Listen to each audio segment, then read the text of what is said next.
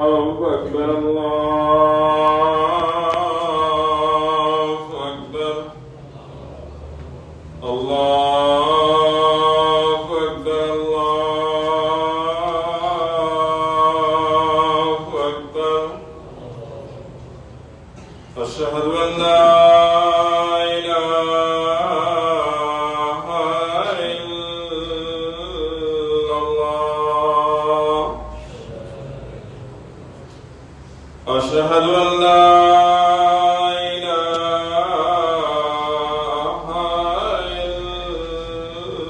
إلا الله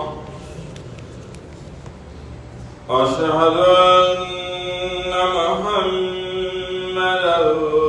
رسول الله أشهد أن محمدا رسول الله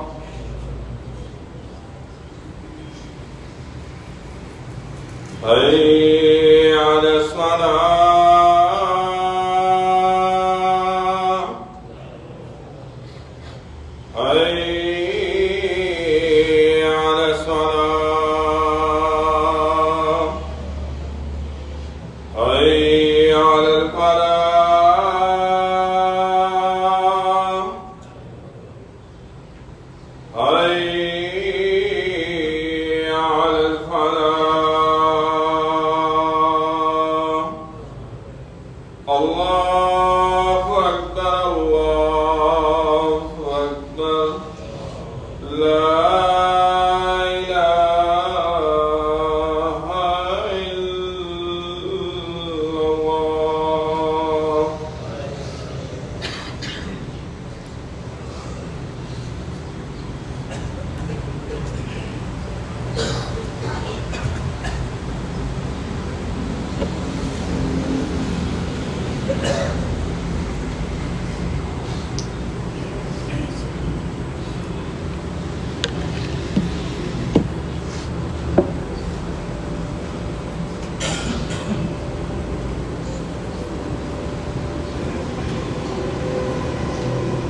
الحمد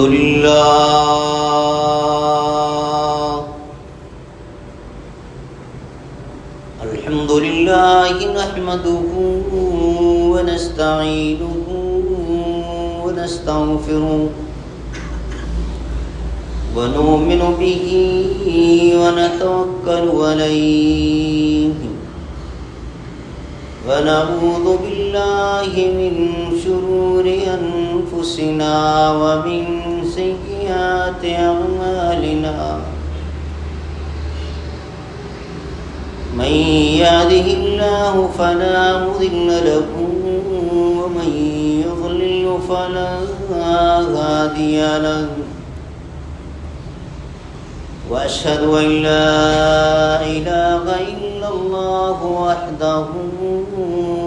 لا شريك له وأشهد أن محمدا عبده ورسوله أرسله بالحق بشيرا ونذيرا وداعيا إلى الله بإذنه وسراجا منيرا أما بعد فإن خير الحديث كتاب الله وخير الهدي هدي محمد صلى الله عليه وسلم وشر الأمور محدثاتها وكل محدثة بدعة وكل بدعة ضلالة وكل ضلالة في النار من يطع الله ورسوله فقد رشد واهتدى ومن يعص الله ورسوله فقد ضل وغوى اللهم صل على محمد وعلى آل محمد محمد كما صليت على إبراهيم وعلى آل إبراهيم إنك حميد مجيد اللهم بارك على محمد وعلى آل محمد كما باركت على إبراهيم وعلى آل إبراهيم إنك حميد مجيد أعوذ بالله السميع العليم من الشيطان الرجيم بسم الله الرحمن الرحيم يا أيها الذين آمنوا ادخلوا في السلم كافة ولا تتبعوا خطوات الشيطان إنه لكم عدو مبين فإن زللتم من بعد ما جاءتكم البينات فاعلموا أن الله عزيز حكيم هل ينظرون إلا أن يأتيهم الله في ظلل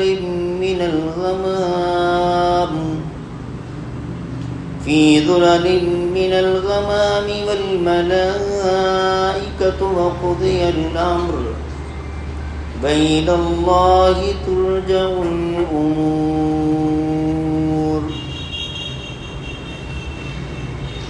اللہ رب العالمین کی حمد و ثنا، اسی کے لیے تعریفات، تسبیحات، کبریائی اور بزرگی، جو اپنی ذات اور اپنی ایک ایک صفت میں بالکل اکیلا، منفرد، بے مثل اور بے مثال ہے. اللہ کی طرف سے، اللہ کے فرشتوں کی طرف سے اور ہم سب مسلمانوں کی طرف سے صلاۃ و سلام خاتم الانبیاء حضرت محمد مصطفیٰ صلی اللہ علیہ وسلم کی ذات اقدس پر، جو اللہ کے آخری نبی اور رسول بن کر مبعوث ہوئے، اپنے مالک کا پسندیدہ دین اسلام اور آخری سچا آسمانی صحیفہ قرآن پاک ہم تلک منون پہنچا کر اس دنیا سے رخصت ہو گئے. سورۃ البقرہ کی آیت نمبر 207 تلک پچھلے خطبہ جمعہ میں مختصر تفسیر بیان ہوئی تھی کہ جو شخص گناہ کے کام میں، اللہ کی نافرمانی کے راستے میں عزت سمجھتا ہو، وہ بہت بڑے دھوکے میں ہے. عزت ہمیشہ اللہ کی اطاعت اور فرمانبرداری میں ہے، اور جب کوئی سمجھانے والا سمجھا دے، غلطی پر ٹوک دے، آپ کی اصلاح کرنا چاہے، تو پھر مومن کی روش یہ ہونی چاہیے کہ فی الفور وہ اپنا رویہ درست کر لے. اگر اسی پر اڑا رہتا ہے تو رب العالمین نے بڑے سخت الفاظ میں وعید سنائی کہ اس کا ٹھکانہ جہنم ہے اور یہ بہت بری جگہ ہے. اس کے برعکس جو شخص اپنے آپ کو، اپنے سارے معاملات کو اللہ کے سپرد کر دیتا ہے، جب بھی کوئی کام کرنے لگتا ہے اپنے دنیاوی مفادات کو وہ دوسرے نمبر پر رکھتا ہے، اللہ کی رضا کو، اللہ کی خوشی کو پہلے نمبر پر رکھتا ہے کہ میرا رب راضی رہے، باقی یہ میری ضروریات، یہ میرے مفادات، یہ بعد کی بات ہے، یہ ان کا بھی مالک وہ ہے، وہ خود پوری کرے گا. میں اس کا قانون وائلیٹ نہیں کروں گا۔ تو اللہ تعالیٰ نے فرمایا واللہ رؤوف بالعباد۔ جو لوگ اپنا لائف سٹائل یہ بنا لیتے ہیں، اپنا ایٹیٹیوڈ یہ بنا لیتے ہیں کہ ہر معاملے میں وہ اللہ کی خوشی کو، اللہ کی خوشنودی کو، اللہ کی رضا کو مقدم رکھتے ہیں، تو پھر اللہ بڑا قدردان ہے۔ اللہ ایسے بندوں کے ساتھ محبت کرتا ہے، اور جب اللہ کی محبت مل جائے تو دنیا کا سب سے قیمتی سرمایہ ہی یہی ہے، اس سے بڑی اور کوئی دولت نہیں ہے۔ یہاں تک ہماری گفتگو ہوئی تھی پچھلے خطبہ جمعہ میں۔ آج اگلی 3 آیات میں نے آپ کے سامنے پڑھی ہیں،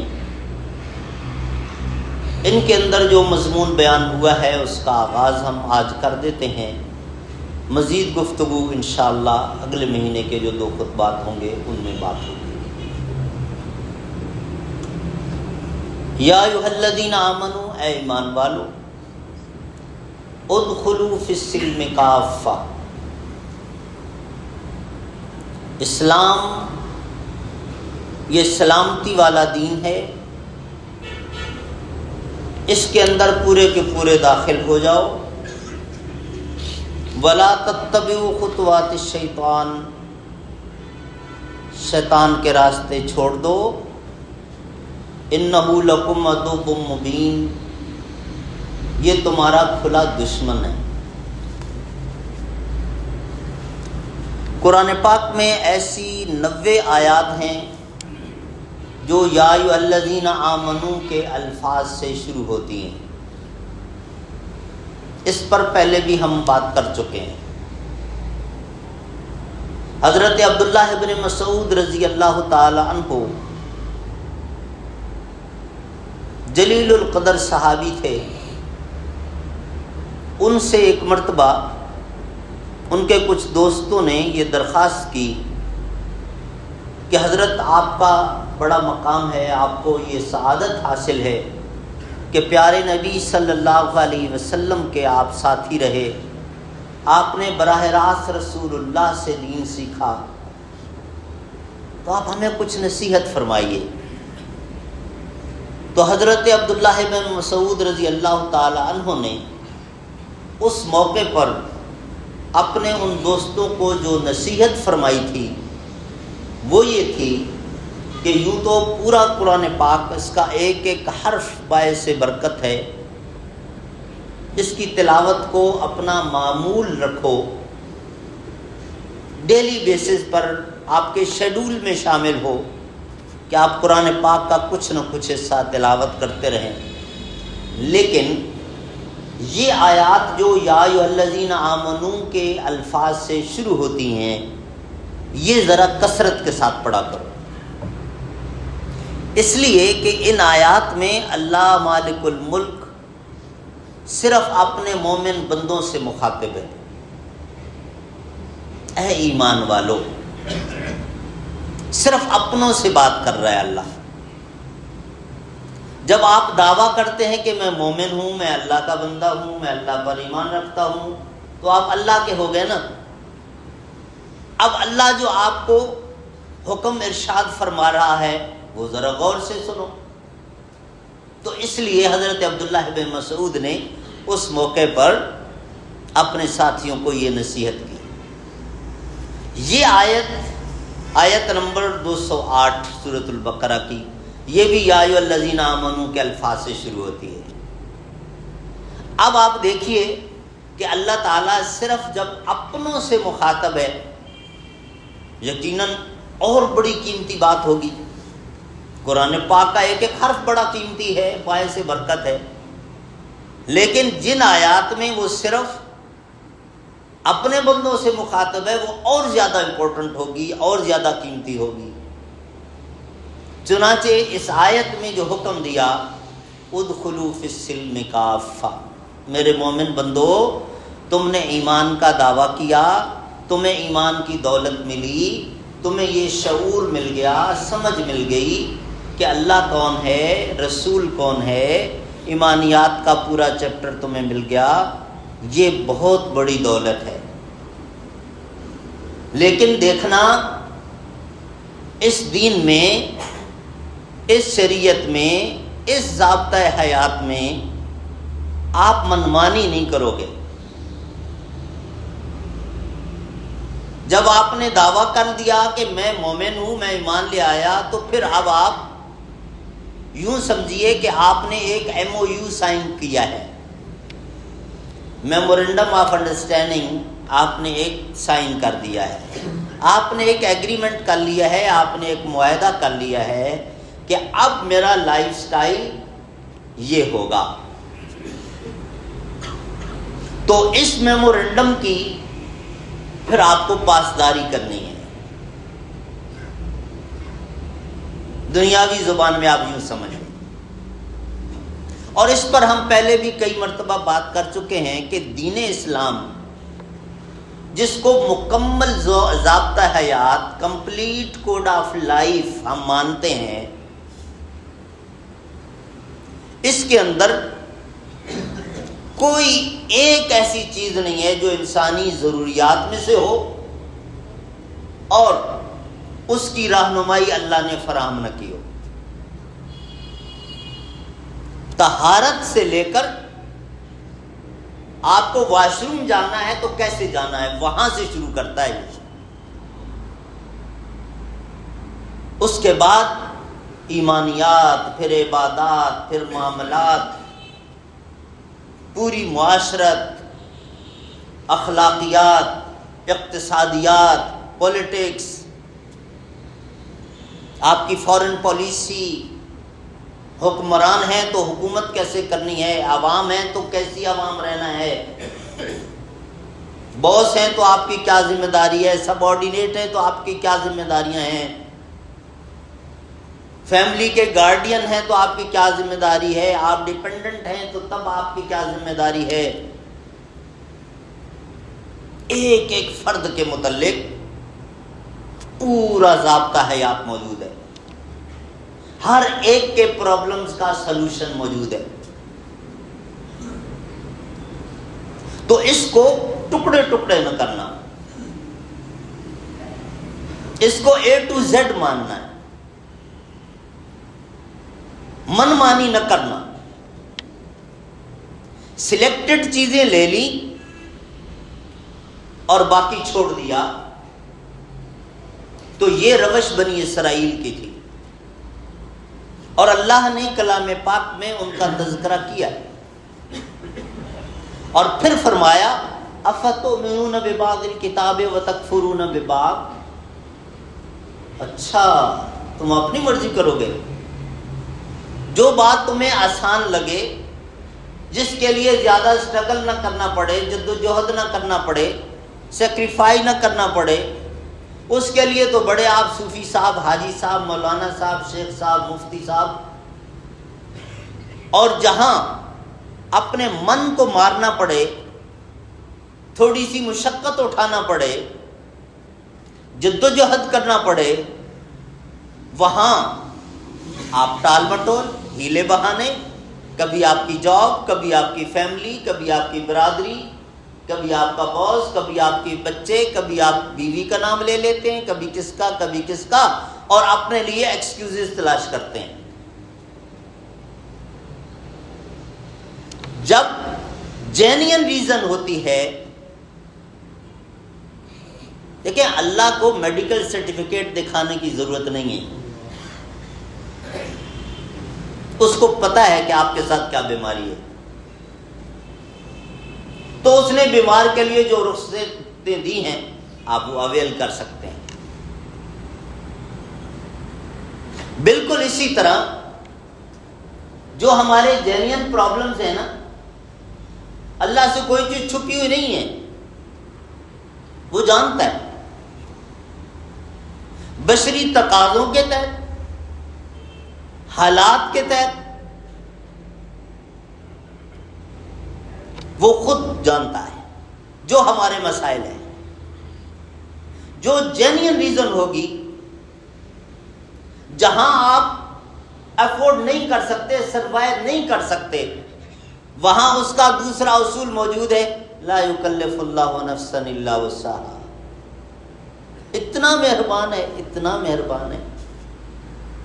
جب دیکھتا ہے کہ میرا بندہ اب اس کی بس ہو گئی ہے،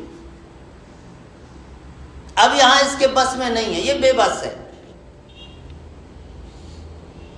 وہاں وہ اپنا قانون اٹھا لیتا ہے، کہتا ہے کوئی بات نہیں۔ لیکن اللہ کے اس قانون کو ہم مس یوز کرتے ہیں۔ اب ایک بندہ چاہتا ہے کہ میں نے روزہ رکھا ہے، روزہ بھی ہو جائے، بھوک بھی نہ لگے، پیاس بھی نہ برداشت کرنی پڑے، اور روزے کا ثواب بھی مل جائے، تو ایسا تو نہیں ہو سکتا۔ جب آپ روزے کا ثواب چاہتے ہیں تو آپ کچھ نہ کچھ تو برداشت کریں گے نا۔ یہ نومبر، دسمبر، جنوری، فروری میں بھی روزے اگر آ جائیں تب بھی 13-14 گھنٹے میں کچھ پیاس بھی لگے گی، بھوک بھی لگے گی۔ آپ مطلب بندہ یہ کہے کہ میں انجوائے کرتا ہوا سیدھا سیدھا جنت میں چلا جاؤں، تو یہ تو اصول ہی نہیں ہے۔ احسب الناس ان یترکوا ان یقولوا آمنا وهم لا یفتنون۔ لوگوں نے سمجھا جنت مفت میں مل جائے گی، نہیں، ہم ٹیسٹ کریں گے، امتحانات آئیں گے، اور امتحانات کئی قسم کے ہوتے ہیں اللہ کی طرف سے۔ بھوک بھی ہوتی، فقر کبھی آزمائش کے طور پر آتی ہے، کبھی دولت آزمائش کے طور پر آتی ہے، کبھی عزت آزمائش کے طور پر آتی ہے، عہدہ آزمائش کے طور پر آتا ہے، کبھی اولاد آزمائش بنتی ہے، کبھی اولاد واپس لے کر اللہ آزماتا ہے، کبھی نیک پڑوسی دے کر آزماتا ہے، کبھی پڑوس میں ایک برا آدمی بسا کر آزماتا ہے، کبھی دشمن کا روب، اور پھر یہ قدرتی آفات، کبھی سزا کے طور پر اور کبھی آزمائش کے طور پر۔ یہ اللہ رب العالمین کا نظام ہے۔ تو یہ جو ہم نے بنا رکھا ہے کہ چند مخصوص چیزیں لے لیں اور باقی چھوڑ دیا، اور اس کو بڑا ایزی لیتے ہیں، اور سمجھ رکھا ہے کہ میں پکا جنتی ہوں، مسلمان ہوں، کلمہ گو ہوں، اللہ غفور رحیم بھی تو ہے، یہ اپنے آپ کو ہم، اس میں کوئی شک نہیں ہے کہ اللہ رب العالمین جس درجے کا غفور رحیم ہے، ہماری ماں بھی اس درجے کی نہیں، سوچ بھی نہیں سکتی ہے۔ لیکن اللہ رب العالمین جبار بھی ہے، قہار بھی ہے، اور اللہ تعالیٰ عادل بادشاہ ہے، کھرے اور کھوٹے کے درمیان فرق کرنے والا ہے، اور خود کلام پاک میں ارشاد فرمایا افنجعل المسلمین کالمجرمین۔ نو ڈاؤٹ اللہ کی جو پاورز ہیں، سب کو بخش دے، جنت میں بھیج دے، اس کو کوئی پوچھ نہیں سکتا ہے، کوئی بالکل نہیں بات کر سکتا، وہ اتنا قادر مطلق بادشاہ ہے، لیکن ایسا کرتا نہیں ہے، کھرے اور کھوٹے کا فرق کرتا ہے۔ قرآن پاک میں ہمیں سمجھایا کہ ایک بندہ رات کو رنگ رلیاں منا رہا ہے، دوسرا اپنا بستر چھوڑ کے مصلے پر کھڑا ہے، اور ہم دونوں کو برابر ٹریٹ کریں گے؟ ایسی اندھیر نگری نہیں ہے ہمارے ہاں، ہم انصاف کریں گے، دونوں میں فرق کریں گے۔ اور پھر ایک جگہ پہ تو اللہ تعالیٰ نے خود ہمارے اوپر سوال کر دیا کہ دو بندے تمہارے سامنے، ایک اپنے پاؤں پہ کھڑا ہے نارمل پوزیشن میں، دوسرا پاؤں اوپر کر لیتا ہے، سر نیچے کر لیتا ہے، اور ہاتھوں کے اوپر کھڑا ہو جاتا ہے، اور پھر دونوں آپ کے سامنے چل کر آ رہے ہیں، ایک پاؤں پر چل کر آ رہا ہے اور ایک ہاتھوں کے بل چل کر آ رہا ہے۔ پوچھا اللہ تعالیٰ نے افمن یمشی مکبا علی وجہہ اہدی، تمہیں یہ دونوں برابر دکھائی دیتے ہیں؟ یہ تمہاری دو چھوٹی چھوٹی آنکھیں 6x6 ٹھیک ہے، اچھی بات ہے، اور تمہیں یہ برابر نہیں دکھائی دیتے، تمہیں فرق دکھتا ہے کہ یہ پاؤں پر کھڑا ہے، پاؤں سے چل کے آ رہا ہے، یہ ہاتھ سے چل کے آ رہا ہے۔ اللہ کو یہ فرق نہیں دکھائی دیتا، تو اللہ اس فرق کے مطابق پھر تمہارے ساتھ ٹریٹمنٹ کرے گا۔ میرے بھائیوں، جو بات ہو رہی کہ اس آیت میں اللہ تعالیٰ نے ہمیں یہ حکم دیا کہ دیکھو یہ کمپلیٹ کوڈ آف لائف، اس میں آپ منمانی نہیں کر سکتے ہو، آپ نے A to Z ماننا ہے۔ اگر یہ حرکت کرتے ہیں کہ چند چیزیں لے لیں باقی چھوڑ دیں، تو پھر تم میں اور بنی اسرائیل میں کیا فرق رہا؟ اور ایک بات اچھی طرح نوٹ کر لیجئے کہ اللہ کے ہاں اصول، ضابطے، عدل ہے، میرٹس ہیں۔ ہماری اللہ کے ساتھ کوئی الگ سے رشتہ داری نہیں ہے۔ اگر ہم کوئی ایسا جرم کریں گے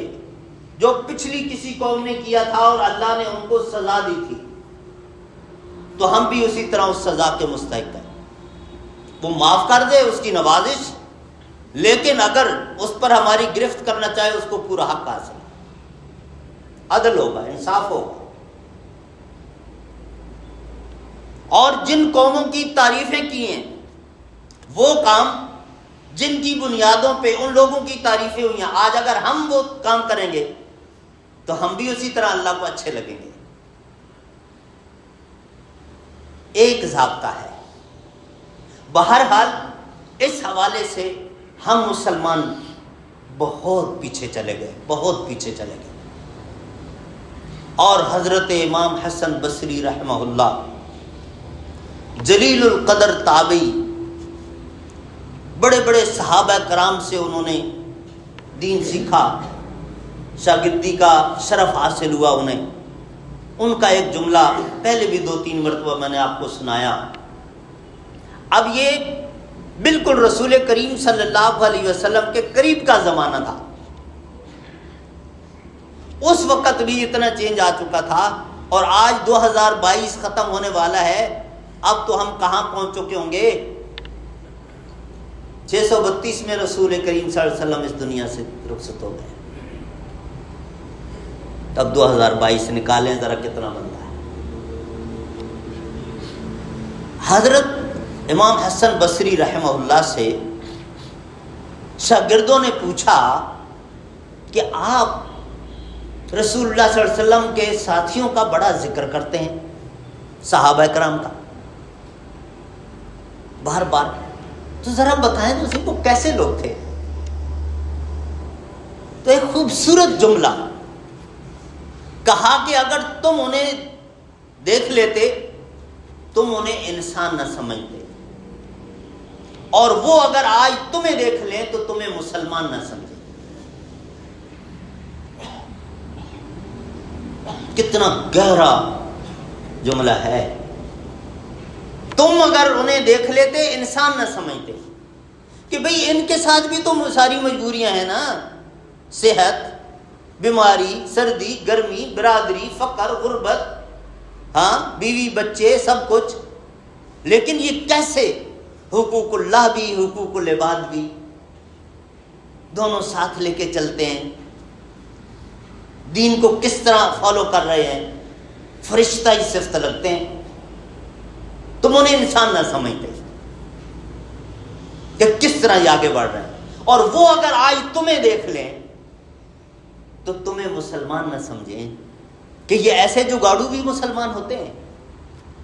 یہ بھی آپ نے آپ کو مسلمان کہتے ہیں، جو ہر بات میں اپنے لیے بہانے تلاش کر کے بیٹھے ہیں۔ شتر بے مہارانہ لائف، نماز، روزہ، حج، زکوٰۃ،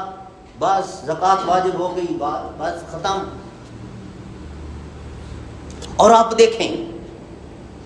پچھلے خطبے میں ہماری بات ہوئی تھی شادی بیاہ کے حوالے سے بھی، میں نے مثال دی تھی کہ ایک بندہ آپ کو آ کے سمجھاتا ہے کہ بھائی آپ نے یہ جو کچھ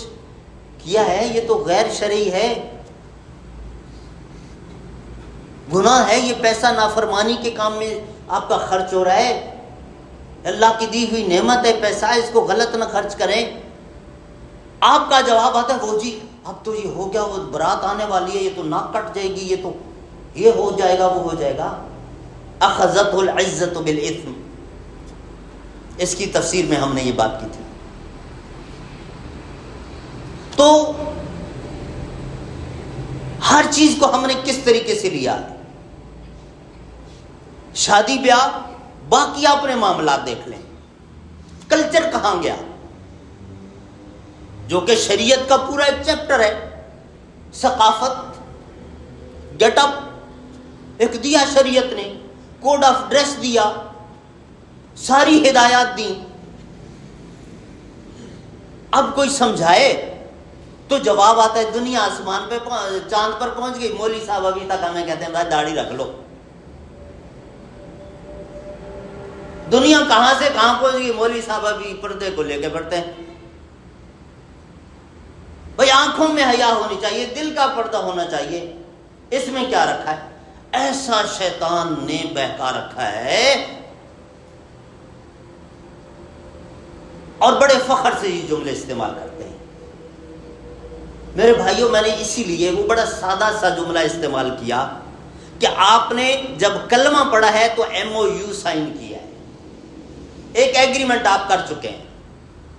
اس ایگریمنٹ کے اندر صرف نماز، روزہ، حج، زکوٰۃ ہی نہیں ہے، آپ کی ثقافت بھی ہے،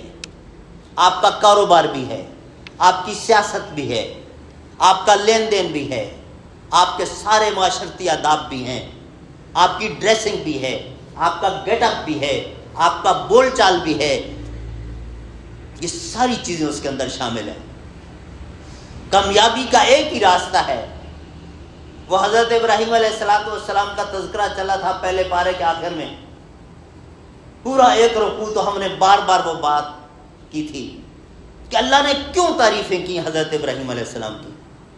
ان کے ساتھ کتنے مسائل آئے، لیکن ہر معاملے میں وہ ادھر دیکھتے تھے، اللہ میں ان کو کسی کو نہیں جانتا، تو بول، میں تیرا غلام ہوں، میں تیرا بندہ ہوں، مجھے تیری طرف سے آرڈر چاہیے، میں وہ کروں گا، باقی جو کچھ بھی ہے میں فیس کروں گا، تو بول۔ وہ اللہ نے ہمارے ساتھ تو اتنی رعایتیں کر دیں، ان سے بیٹا کٹوانے کا انہیں حکم دیا تھا، ذبح کرنے کا، ہمیں دیا اللہ نے، اور اگر اللہ ہمیں بھی یہ حکم دے دیتا تو کیا بنتا۔ اللہ نے نبیوں کے مقابلے میں عام لوگوں پر بہت رعایت کی ہے،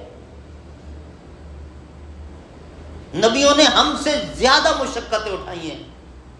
ہمیں تو آج تک کسی نے دین کی وجہ سے اوئے بھی نہیں کہا، اور ان کے خون بہہ گئے تھے، جانیں چلی گئی تھی۔ تو یہ اللہ کی نعمت نہیں ہے کہ ہم ایسے ماحول میں رہ رہے ہیں کہ جہاں دین پر عمل کرتے ہوئے ہمیں عزت ہی ملتی ہے۔ اگر کوئی ایک آدھا بندہ چھوکرا بھٹکا ہوا ہوٹنگ کرتا ہے، طنز کرتا ہے، تو اس کو اگنور کرے، عزت دینے والا وہ ہے، کم از کم تکلیف تو کسی کو نہیں پہنچ رہی دین پر عمل کرتے ہوئے۔ یہ کتنی بڑی رب کی نعمت ہے اس وقت، حتیٰ کہ ان ممالک میں جہاں اسلام ہے ہی نہیں، حکمران بھی، پارلیمنٹ بھی، اسمبلیاں بھی، ساری کابینہ نان مسلم، وہاں بھی اسلام پر اگر آپ عمل کرتے ہیں، بس ان کے قانون کو وائلیٹ نہ کریں، عزت سے آپ رہتے ہیں، تو یہ اللہ کا فضل ہے۔ اور اللہ جہاں باقی نعمتوں کے متعلق پوچھے گا نا، وہاں یہ نعمت نہیں ہے، اس کے متعلق بھی پوچھے گا۔ اور 5ویں پارے میں وہ آیت آئے گی، انشاءاللہ ہم اس وقت تفصیل سے بیان کریں گے، کہ کچھ لوگوں سے فرشتے پوچھیں گے نا، ہاں سناؤ کیا ہوا، کیسی زندگی گزاری، تو وہ کہے گا جی وہ میں تو ایک ایسی جگہ پہ رہتا تھا جہاں دین پہ عمل کرنا مشکل، اور لوگ طنز کرتے تھے، اور وہ یہ ہوتا تھا اور وہ ہوتا تھا، وہ اس طرح کے آپ نے بہانے بیان کرے گا، تو جواب آئے گا الم تکن ارض اللہ واسعہ، اچھا اللہ تعالیٰ کی سرزمین پر صرف وہ ٹکڑا تھا، باقی اتنی زمین اللہ کی وسیع یہ تو یہ نظر نہیں آئی؟ تو صرف ڈالر اور پاؤنڈ کے چکر میں وہاں تھا۔ وہاں چلے جاتے جہاں اسلام پر عمل کرنے میں عزت تھی، یا کم از کم سکون تھا، کوئی رکاوٹ نہیں تھی۔ تم نے تو اپنا ایمان خود داؤ پہ لگایا، اب کیوں بہانے بناتے ہو؟ فرشتے گھسیٹ کے جہنم میں لے جائیں گے معاذ اللہ۔ تو میں نے عرض کیا کہ جو بہانے، اب آپ دیکھیں کچھ لوگ بلتستان سے، گلگت سے، وہاں سے کراچی آئے ہوئے ہیں، کس کے لیے؟ وہ جی جاب ہے، کراچی اکانومک ہب ہے، یہاں جاب مل جاتی ہے، اور یہ سارا دال روٹی کی کوشش کرنا بلا شبہ فرض ہے، لیکن اصل ذمہ داری تو رب نے خود اٹھائی ہوئی ہے، کیڑے مکوڑوں کو بھی کھلاتا ہے۔ جو آپ کی ذمہ داری نہیں، اس کے لیے تو آپ اتنا 3000 کلومیٹر سفر طے کر کے یہاں آ گئے، اور ویسے مسئلے پوچھتے رہتے ہیں مولوی صاحب سے کہ جو مسجد دور ہے گھر میں نماز پڑھ لیا کروں۔ یہ مسجد بھی 3000 کلومیٹر دور ہے، کیوں اپنے لیے ہم نے یہ بنا لیے؟ سیدھی سی بات ہے، یا اپنے گھر کے پاس مسجد بنا لو، یا اپنا گھر مسجد کے پاس لے جاؤ، 1-2 دن 4 دن کے لیے، لیکن مستقل اپنی پوری لائف ہی آپ کی گھر میں نماز پڑھتے ہوئے گزر جائے۔ کتنا رسول اللہ صلی اللہ علیہ وسلم نے ناپسند فرمایا، خاص طور پہ مردوں کے لیے، کہ میرا دل چاہتا ہے کہ میں اپنے مصلی پر کسی اور کو کھڑا کروں اور کالونی میں گشت کروں، جہاں مجھے مرد حضرات گھر میں بیٹھے ہوئے مل جائیں، میں ان کے گھروں میں لکڑیاں ڈال کے آگ لگا دوں۔ اب اس سے بڑھ کر اور کیا سننا چاہتے ہیں ہم رحمت للعالمین کی زبان سے؟ تو میرا عرض کرنے کا مقصد یہ ہے کہ موضوع ختم نہیں ہوتا، ہم نے بہت ساری چیزوں کو جانتے بوجھتے ہوئے بڑا آسان لے لیا ہے۔ تو ایسا نہ کریں، جتنا انسان کے بس میں ہے آگے بڑھے۔ شریعت کا ایک حکم پتہ چل گیا، ایک سنت معلوم ہو گئی، بس اگلے لمحے اس پر عمل۔ اور پیارے نبی نے فرمایا تھا کہ مومن کا ہر آنے والا دن پچھلے دن سے بہتر ہوتا ہے۔ وہ یہ نہیں کہ کل اس نے $10 لاکھ کمایا تھا تو آج $15 لاکھ کما لیا، اس سے بھی شریعت نہیں روکتی اگر حلال ہو تو۔ لیکن اصل بات یہ ہے کہ کل اس نے 4 رکعت نفل پڑھے تھے، آج وہ کم از کم 6 پڑھے، 6 نہیں 4 تو پڑھے، امپروومنٹ آئے، آگے بڑھے، ہر آنے والا دن بہتر ہو، پیچھے کو نہ جائے۔ اگر ڈیلی بیسس پر ہم یہ اپنا شیڈول بنا لیں کہ جو جو سنتیں مجھ سے چھوٹی ہوئی ہیں میں ان پر 1 by 1 ساتھ ساتھ علم بھی سیکھتا رہوں اور ان پر عمل بھی کرتا رہوں، تو چند دنوں میں انشاءاللہ تعالی کتنا بڑا ایک سیونگ اکاؤنٹ اللہ کے بینک میں ہمارا کھل جائے گا۔ میرے بھائیو، یہ ہے اصل راستہ زندگی گزارنے کا، جو کامیابی کا راستہ ہے، اللہ کی طرف سے ضمانت ہے، اللہ کی طرف سے وعدہ ہے، اور اللہ اپنا وعدہ نہ بھولتا ہے نہ توڑتا ہے۔ اللہ رب العالمین ہم سب کو صحیح معنوں میں اپنا فرما بردار بندہ بنے رہنے کی توفیق عطا فرمائے،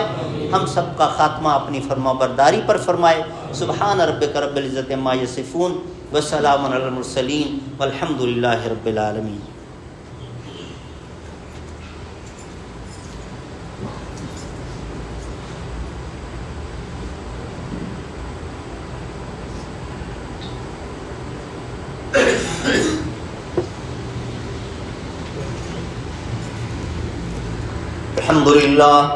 الحمد للہ نحمده ونستعین